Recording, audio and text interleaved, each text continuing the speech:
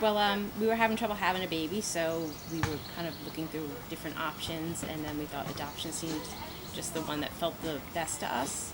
So yeah, we went to a bunch of local agencies and things like that. They have like orientation meetings. So we went and met with a couple of them, and then there's like big agencies, that are national that do stuff. But none of that felt right to us. I remember that we went into a house that was a place that you can adopt kids, and that when I saw her, she smacked me in the face. Basically, what you should always do these days, what they found is help, is just always talk about it. So we always talk about Mommy Tara. We planted a rose bush on the first Mother's Day that she was with us. It's Mommy Tara's rose bush, and so then it's just something that's never going to be shocking to her. Yeah. And it's sort of, we don't tell more than she ever asks. She Right. doesn't really ask questions yet, but that name's out there, the words are out there, she can say them. When she asked about, one day, when she asked about Mommy Tara and, what you think? I think we'd start first with what little kids know, like you were in Mommy Tara's belly. That's sort of a thing little kids know. And then if she asks more than that, we'll give more detail. Well, that's the mommy that gave birth to you. Or, that kind of thing. And then you came to live with us. I think I've learned even through Owen and just with kids in general, you answer as much as they ask. And then sometimes one-word answers are fine until they get a little older, but then the subject sort of Right. And then the inevitable, of course, will come up, why did Mommy Tara not keep me?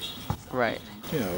However we articulate it, we'll figure that out, but it'll be along the lines that, no, she loved you very much, but she just wasn't in a position to take care of you, so she needed somebody else to take care of us. Right. I think fill in the details of her story as they come, as she asks. We told her a lot, and she's like, I'm adopted. But she's pretty cool with it, right? She doesn't care. She doesn't care. Yeah. All right. So what was the question? I said growing up, what did you even tell us about being black? Did you see us about being any different than? No, I didn't talk about it much because I didn't feel like it was an issue. I felt like we lived in a color-free house. But say we did come across racism, did we ever when we were younger? Yes. When?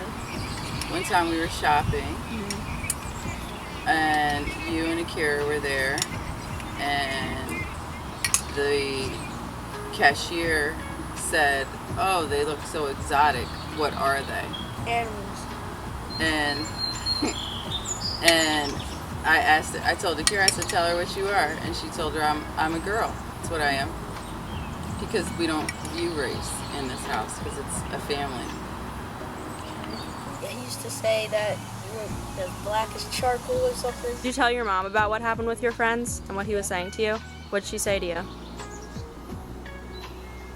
Or do you not remember? Oh, Mommy probably said something very explicit that we're not allowed to say on camera. She said something bad. We've been through a lot of it. Oh, okay. We've had 2 deaths within the last 5 years. He's been there for both of them, and he's seen them, pass. His father is gone. He is incarcerated, and he understands. Marky, come here. So, where's Daddy at? You need an answer? Alright, so I guess we'll start with that. Okay. So his dad is gone. A problem that he had in school was little kids asking him who his father was and where he was. And I explained to him to tell other little kids that he lives with his mommy and his dad lives somewhere else. And I'm also, obviously, in a same-sex marriage. Now with that, my wife often takes him to school. She takes him to school almost every morning. And the little kids often ask him if that's his father. And he understands it as me and his father, we never lied to him. So we told him that me and his father helped create him and that me and my wife are raising him. He was there when we got married. We never prevented him from knowing anything, any questions he asks, we tell him as straightforward as we can. And with that, he's never had any problems with it. He doesn't get upset with us, he defends us. Oh, okay. No, that's my Nika, and he would console her and say, oh, it's okay, Nika. Yeah. I love you, they just don't understand. And then when he asked me, I explained to him that she is just a guardian, Right. pretty much, what it is on paper. And that we're his elders, I guess, and that we're gonna raise him and give him everything that he wants and needs. Yeah. And his father lives somewhere else, and he'll be here when he can.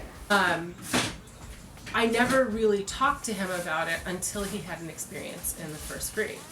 And he came home from school very upset. You know, at that point he was 6 years old. And he had a run-in with a kid in the class, and the kid had called him a fag. And I'm thinking, well, first of all, I was like mortified because 6-year-olds using this kind of language.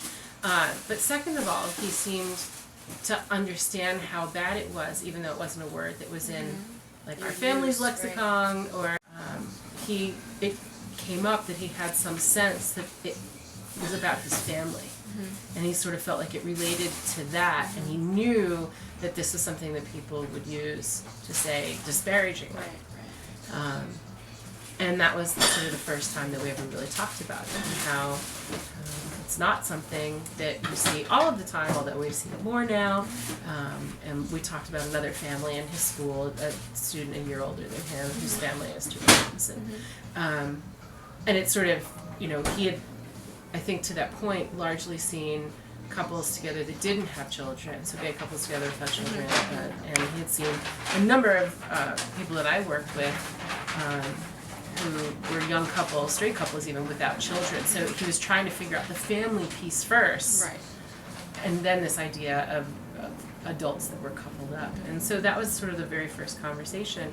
But because there was that experience that was so negative with his peers in class, it really created an awareness, and I find that ever since then he's like super sensitive to what does everybody's family look like, and do their parents talk to them. Don't you remember we told you Mr. Hooper died? He's dead. Oh, yeah, I remember. Well, I'll give it to him when he comes back. Big Bird, when people die, they don't come back. Having my brother had died, we always talked about, you know, what happens when people die, or what, you know, where they go, or what you do. So with the dogs, we were just, you know, they're really sick, and now they've died, and we're like, oh, they go play with the angels and things like that. Where'd she go? Heaven. And where's heaven? You know, scared to death like anybody else, and he's got anxiety problems, so he thinks about it a little too much. You know, sometimes has trouble sleeping, but he knows that I want to be a copper beech tree in my next life. Told you about where they go. Mommy. Mommy, yeah. What did Mommy say when they had to go to heaven? They died. So Yeah, I mean, when I met him, one of the things that interested me was that he was a world traveler, and he'd lived in Japan. He'd done semester at sea when he was younger, and he just wanted to see the world. And I have the same kind of wanderlust, and you know, love of anything and everything different. So I'm sure he didn't want to be tied down to. So when did Silas ever start asking about that, or had you? Oh gosh, yeah. Oh, of course. Always like, you know, like 3 years old in a store. Mommy, why don't I have a daddy really loud in front of people?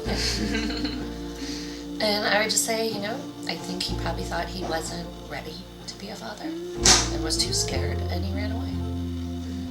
You know, he didn't run away from you because he doesn't know you.